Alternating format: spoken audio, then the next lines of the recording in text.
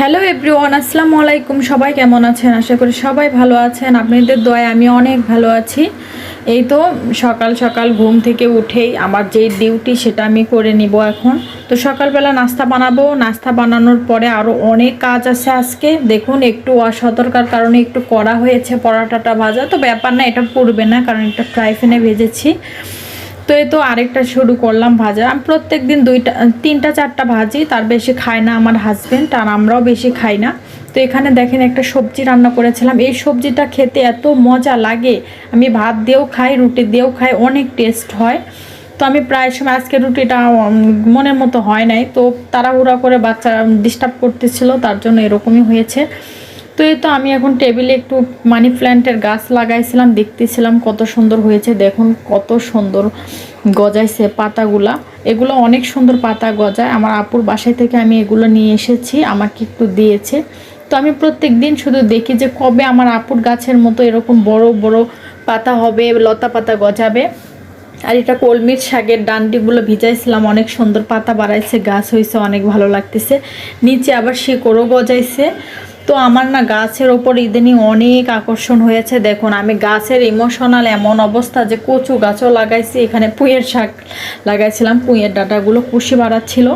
তো এখানে রসুন বুনিয়েছিলাম, রসুনের গাছও গজাইছে, অনেক সুন্দর হয়েছে। তো আমি প্রত্যেকটা দিন রুটি বানাই, তার জন্য আমি আজকে ফ্রোজেন করব রুটিগুলো, অনেকগুলো বানিয়ে রাখবো এক সপ্তাহের জন্য। কারণ প্রত্যেক দিন কিন্তু রুটি আটাগুলো কাওয়া বানানো কিন্তু অনেক ঝামেলা হয়, তার জন্য আমি আর কি না, ফ্রোজেন রুটি পাওয়া যায় কিন্তু ওগুলো অনেক বেশি টাকা হিসেবে অনেক কম রুটি থাকে, তার জন্য আমি বাসায় ফ্রোজেন করি। প্রায় সময় আমি ফ্রোজেন করে রাখি, কারণ কি রুটি ফ্রোজেন করে রাখলে আপনার ঝামেলাটা কম হয়। কারণ ঝটপট বের করলেন আর ভেজে দিলেন। তো তার জন্য দেখেন আমি বেশ কিছুটা রুটি বেলে নিয়েছি এক সপ্তাহের জন্য। এই তো অনেকগুলো রুটি সুন্দর করে আমি বানাইছি সকাল সকাল।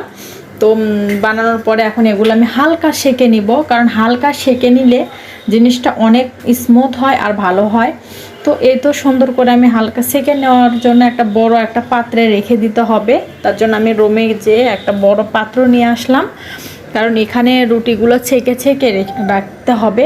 আর এই রুটিগুলো সম্ভবত সুন্দর করে এই তো এরকম অবস্থা করে ভাজে নিতে হবে, কারণ বেশি ভাজা যাবে না, এটা শুধু গাটা একটু উষ্ণ উষ্ণ রাখার জন্য এটা ভেজে নিয়ে এই তো আমি রুমের মধ্যে এখন আমি হাওয়াটা বের করার জন্য, ঠান্ডা করার জন্য রেখে দিয়েছি একটা ওড়নার উপরে। দেখেন কত সুন্দর করে আমি, কারণ এগুলো এখন ঠান্ডা হয়ে গিয়েছে, এখন এগুলো